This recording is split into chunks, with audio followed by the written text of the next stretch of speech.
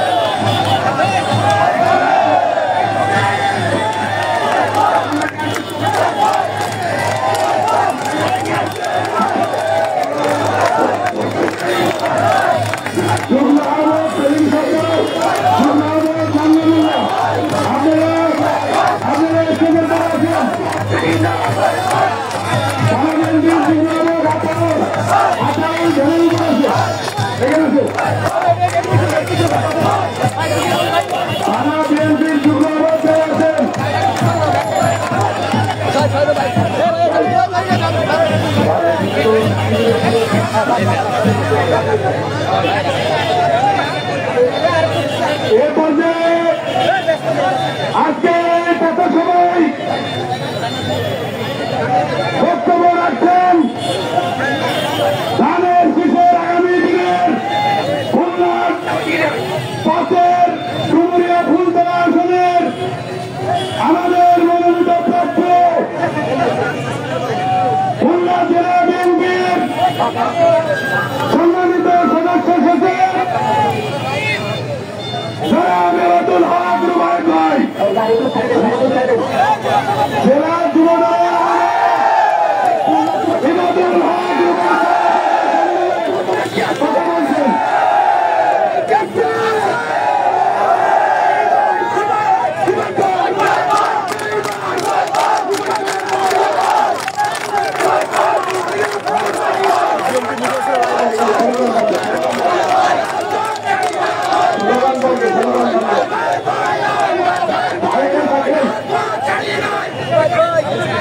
বিসমিল্লাহির রহমানির রহিম। এই অবহেলিত খুলনার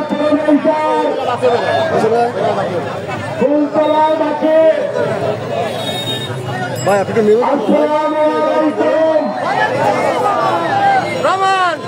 আপনারা কি ভালো আছেন?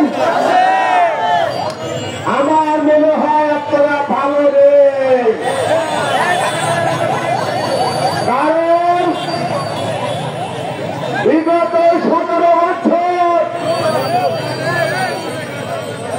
এই জনপদের মানুষ পতিত স্বৈরাচারের ছিল। এখানে যারা উপস্থিত হয়েছেন সবাই হামলা মামলায় জর্জরিত। আমরা আশা করেছিলাম এই জুলাই বিপ্লব সংগৃহীত হল। আপনারা জানেন এই জুলাই বিপ্লবে খুলনার মাটিতে জীবনের মায়া ত্যাগ করে আমরা যুদ্ধ করেছি। আমরা বুক পেতে দিয়েছি গুলির সামনে। আমরা আশা করেছিলাম এই জুলাই বিপ্লবে হাসিনা পালিয়ে গেছে,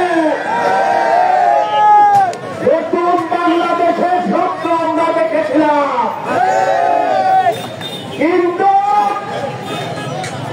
আমরা দেখতে পাচ্ছি যারা 71 সালে বাংলাদেশের স্বাধীনতা নিয়ে ষড়যন্ত্র করেছিল তারা নতুন করে এই সরকারের ভিতরে ঢুকে ষড়যন্ত্র শুরু করেছে। এই সরকারের সুপারভোগী হিসেবে তারা ষড়যন্ত্র করছে নির্বাচনকে বাধাগ্রস্ত করার জন্য।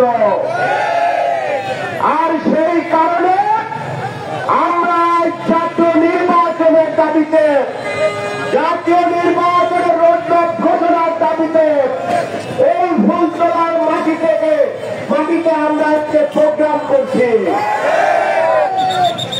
আমরা বলতে চাই গত দুদিন আগে এই অঞ্চল থেকে যিনি বিএনপির করুণায়, দেশনেত্রী বেগম খালেদা জিয়ার করুণায় এমপি নির্বাচিত হয়েছিলেন, উনি নাকি অনেক আসন উন্নয়ন করেছে। উনি বিএনপিকে খুঁজা মেরে কথা বলে, আরে মিয়া বিএনপির অনুপ্রেরণায় খালেদা জিয়ার অনুকম্পায় আপনি এমপি নির্বাচিত হয়েছিলেন। আপনি বিএনপিকে খুঁজা দিয়ে কথা বলেন, অধ্যাপক গোলাম পরান সাহেব উনি বলেছেন যাদের নাকি টাকা আছে মাসেল আছে তারা নির্বাচনের পাইকারা করছে।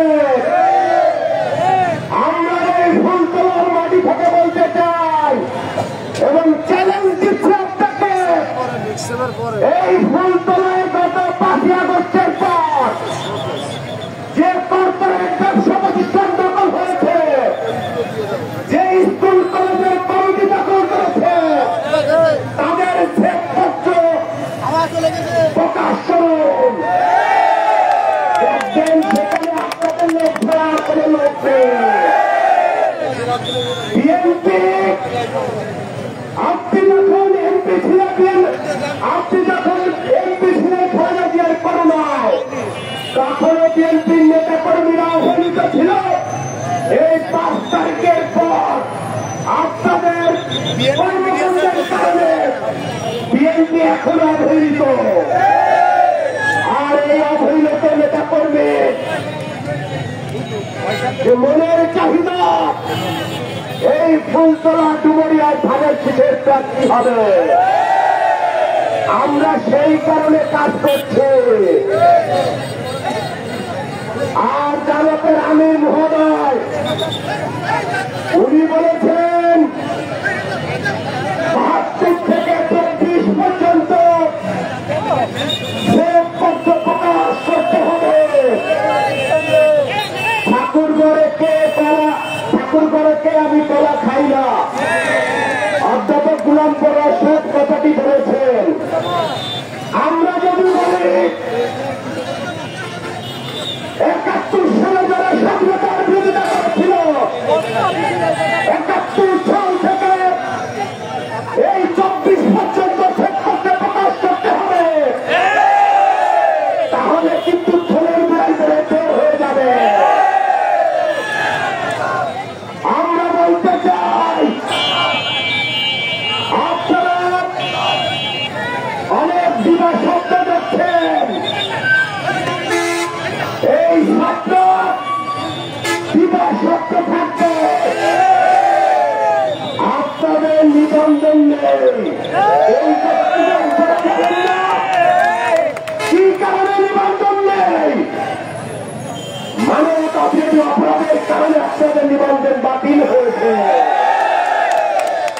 তেমনি এই জুলাই বিপ্লবের আরেকটি দলের নিবন্ধন বাতিলের সরগোল উঠেছে, আওয়াজ উঠেছে, সেটা হচ্ছে এই পতিত স্বৈরাচার আওয়ামী লীগের। কাজেই আপনাদের ভিতরে আওয়ামী লীগের ভিতরে কোনো ব্যবধান নেই, বিএনপি নিয়ে খুঁচা দিবেন না। এই ফুলতলার মাটি শহীদ প্রেসিডেন্ট জিয়াউর রহমানের ঘাটে, এই ফুলতলার মাটি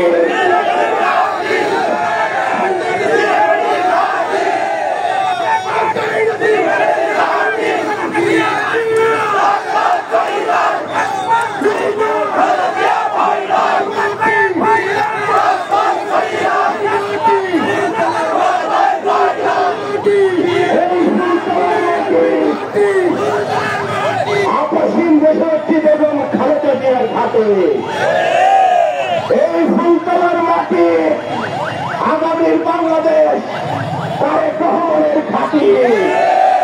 তাকে ফুলতলার মাটিতে নির্বাচন করবেন, বিএনপিকে খোঁচা দিয়ে কথা বলবেন, দয়া করে খোঁচা দিয়ে কথা বলবেন না।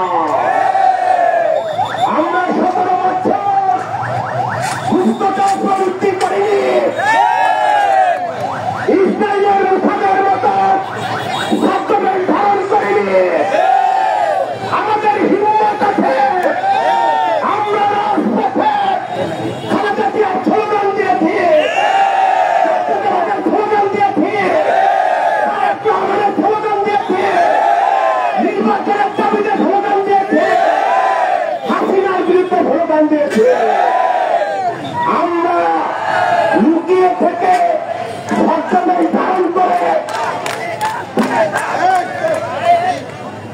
মুসাদের মতো, ইসরায়েলি গোয়েন্দা সংস্থা মুসাদের মতো করিনি। এই 5 তারিখের পর এই ফুলতলার মাটিতে প্রকৃত ভ্রষ্টাচারকে তারা পৃষ্ঠপোষকতা করছে, এই ফুলতলার মানুষটা জানে। কাজে আপনাদের শুভবুদ্ধির উদয় হবে বলে আমরা বিশ্বাস করি। সমস্ত ষড়যন্ত্রের জাল ভেদ করে আমরা সামনের দিকে এগিয়ে যাব। আপনাদেরকে বিরক্ত হবেন থাকলো, আপনারাও সঠিক পথে আসুন। দীর্ঘ 17 বছর মানুষ ভোট দিতে পারে না। এই অঞ্চলে যে সমস্ত সমস্যাগুলো আছে, এই সমস্যাগুলো মেরামত করতে হলে সর্বপ্রথম দরকার নির্বাচিত সরকার। এই কারণে আপনাদের প্রতিরোধ আহ্বান থাকলো, জাতীয় নির্বাচনের পক্ষে ঐক্যমত ঘোষণা করুন। আমরা কোন সহযোগী চাই না। সংস্কারের মানে জাতীয় নির্বাচনকে বাধাগ্রস্ত হতে আমরা দিব না। আমরা 17 বছর বিএনপির প্রতিটা নেতা কর্মী আন্দোলন সংগ্রামের মাধ্যমে একজন খাঁটি সামনে পরিণত হয়েছে। আমরা প্রয়োজনে আবারও রাজপথে নামতে প্রস্তুত আছে। অবিলম্বে